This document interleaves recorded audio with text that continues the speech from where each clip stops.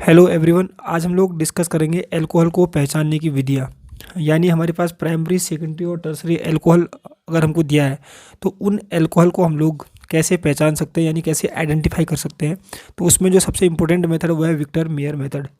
याद रखना, इस मेथड में करना क्या पड़ता है, 2-3 स्टेप में ये मेथड होती है।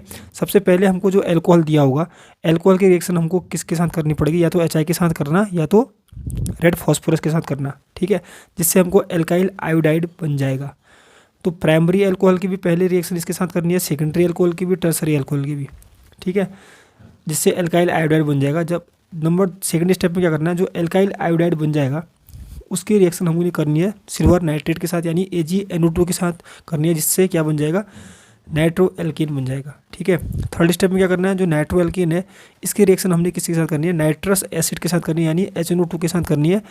और जो प्रोडक्ट बनेगा उसमें हमने क्या करना है, एल्कालाइन यानी कोई सा बेस डाल देना है, और बेस के प्रेजेंस में जो गिवन एल्कोहल है कुछ न कुछ कलर देता है, ठीक है।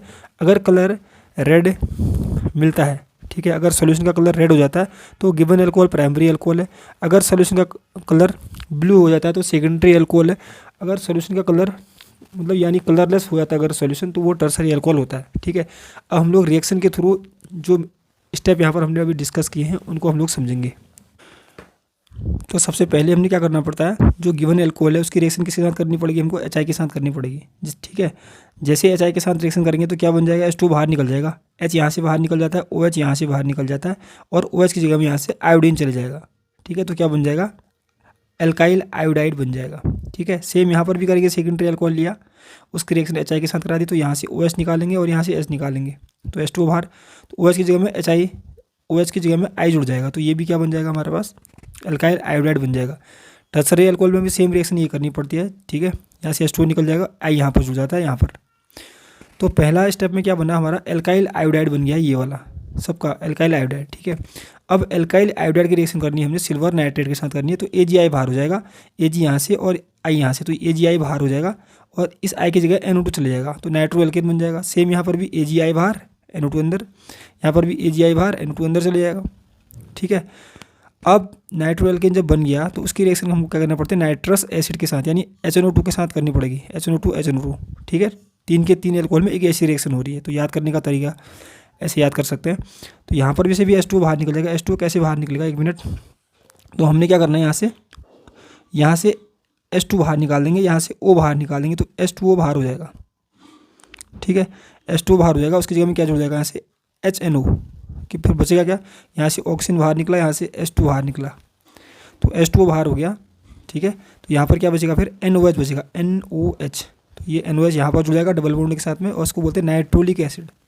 यहाँ पर भी सेम ऐसे नाइट्रस एसिड के साथ रिएक्शन कराएंगे तो क्या बाहर निकल जाएगा, सेम, यहाँ से भी H2 बाहर, एक H यहाँ से बाहर निकालेंगे क्योंकि यहाँ पर एक ही H है, और यहाँ से OH बाहर निकालेंगे तो यहाँ पर NO बच जाएगा, ठीक है। तो NO जुड़ गया यहाँ पर, तो इसको बोलेंगे स्यूडो नाइट्रोल। अब यहाँ पर हमने जो टर्सरी अल्कोहल में है उसमें जो नाइट्रो एल्केन बना था उसकी रिएक्शन भी HNO2 के साथ कराएंगे, तो यहाँ पर रिएक्शन ही नहीं होती है क्योंकि यहाँ पर कोई भी S नहीं है, यानी अल्फा S है ही नहीं, ठीक है। तो यहाँ पर कोई रिएक्शन नहीं होती।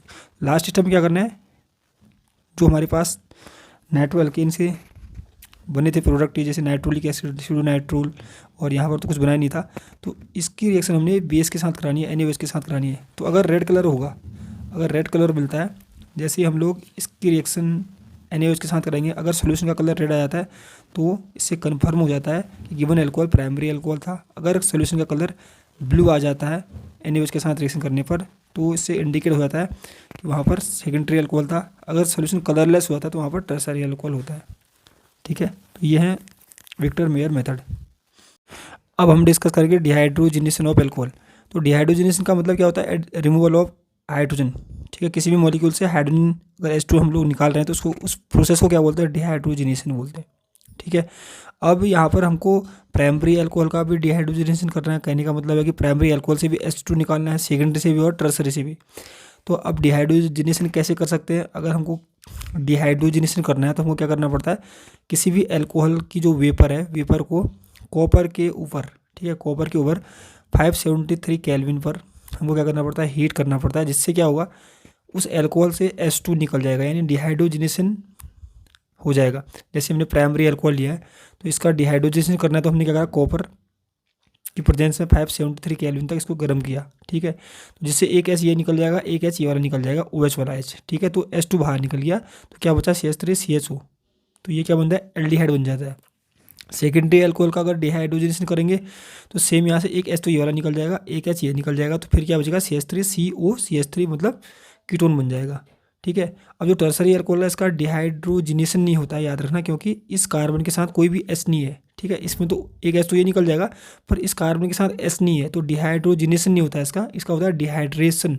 डिहाइड्रेशन का मतलब कि H2O निकलना, ठीक है। डिहाइड्रोजनेशन का मतलब क्या होता है, H2 निकलना, ये निकलना।